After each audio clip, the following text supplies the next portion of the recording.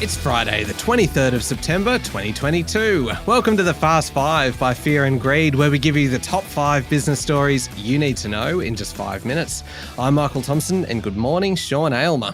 Good morning, Michael.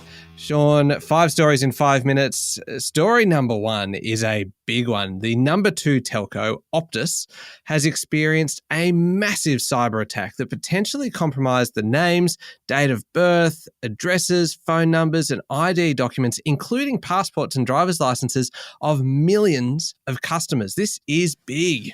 Very big. Optus said it has shut down the attack and is working with the Australian Cyber Security Centre to mitigate risks to customers. It's also notified the Australian Federal Police and key regulators.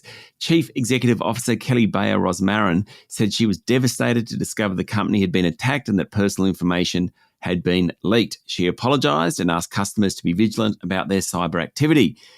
Optus said payment details and account passwords have not been compromised. Telco services, including mobile and home internet, have not been affected. But this is a disaster for Optus and for its customers. While more information will come to the light in the next few days, it seems that the attack captured detailed information about its customers. At this early stage, it could well be the most significant attack so far in Australia. Back in 2019, Canva was attacked. Usernames, emails, and some passwords were accessed. But in this attack, so much more detailed information seems to have been captured, and it's hit current and former customers, which is somewhere around 9 million people. Incredible. It's not clear whether the attack was by a criminal group or a state-based hacking group, nor really at this point is it clear how the criminals will use the information. All right, big story. On to story number 2, Sean. There's a fair bit going on in overseas markets, including the Aussie dollar dropping to its lowest point in a couple of years. Yeah, that's right. It all started basically with the US Federal Reserve lifting interest rates by another 75 basis points. That was Wednesday night Australian time. It signalled that there were more rate rises ahead. Not helping sentiment is the news that Russian President Vladimir Putin has ordered his country's first wartime mobilisation since World War II. Now, US Fed Chair Jerome Powell said there was no painless way to bring down inflation and the Fed needs to act aggressively to prevent future price rises. He conceded that the Fed's move will slow growth in the world's biggest economy. That rate hike triggered a rise in the US dollar and a drop in other currencies, including the Aussie. It fell back below 66 US cents. It got to about 65.7 US cents. It's the lowest since May 2020, though it's back above that mark now. The large jump in US rates will also put pressure on the local Reserve Bank to lift the official cash rate by 50 basis points when it meets the week after next.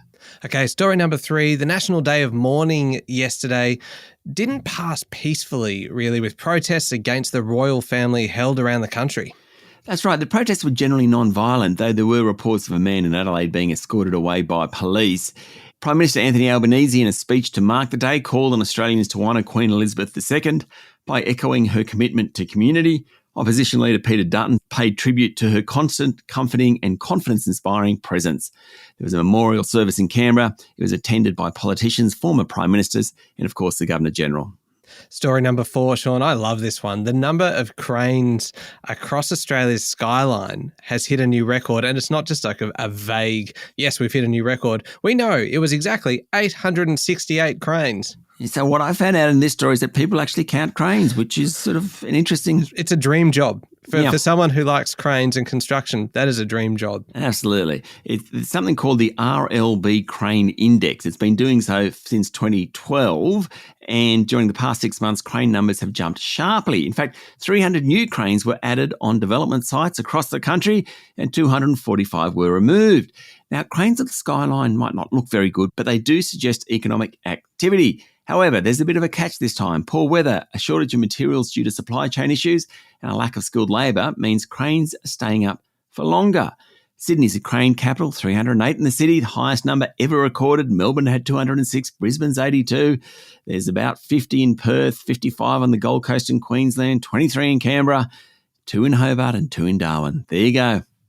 That's a ripper of a story. Finally, story number 5, last one today, Sean.